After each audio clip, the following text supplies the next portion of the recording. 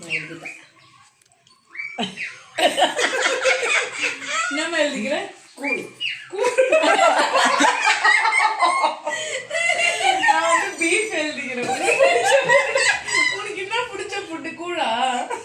இந்த மாதிரி நீ வந்து இப்போ இந்த ட்ரெண்ட்ல சொல்லாத. உன்னுடைய ஃபேவரட் என்னன்னு உண்மையை சொல். தவஸ் காலத்துல போய் சொல்லாத. பீஃப் பிரியாணி. பீஃப் பிரியாணி. அப்போ கரெக்டா எழுது. நீங்க கூழ் எழுதுன. இப்போதைக்கு கூழ். இப்போதைக்கு இல்ல, ஓவரால் உன்னுடைய பிடிச்ச ஃபுட் என்னது? கூழ் தானே? எஸ். கூழ் தானே? அப்போ பீஃப் தப்பா இருந்து அப்போ எனக்கு ஒரு 1 மார்க் கிடையாது. ஓகேவா?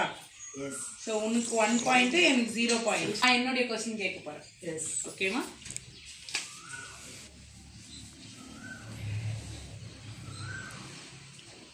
எனக்கு என்ன கொஸ்டின் கேட்கறதுனே தெரியல. சொல்லு.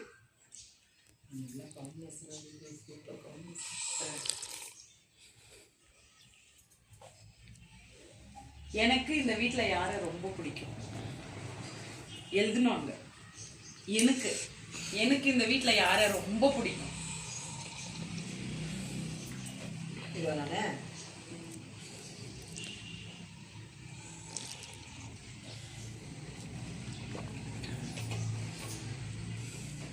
அம்மாவா, அப்பாவா, பிரதர்ஸா? 3 ஆப்ஷன்.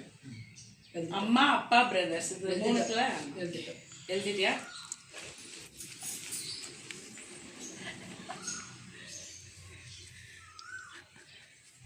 யார்? என்ன சொல்லு. குடி தம்பி.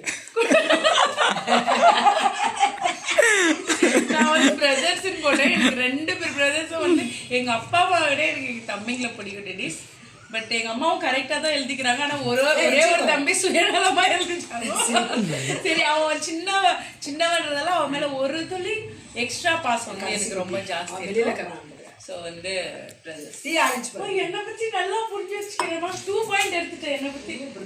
ஆனா நான் வந்து 0 பாயிண்ட் எடுத்துக்கிறேன். இப்போ நான் ஸ்கோர் பண்ணணும். கேள் கொஸ்டின்.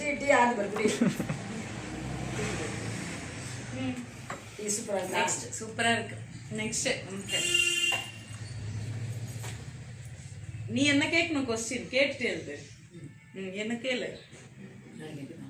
நீ ஏதாவது ஒரு கொஸ்டின் என் கேளு. இப்போ நான் எப்படி கேட்கிறேன்? உன்னுடைய கொஸ்டின். உன்னை சம்மந்தப்பட்டமா? உனக்கு என்ன அந்த மாதிரி?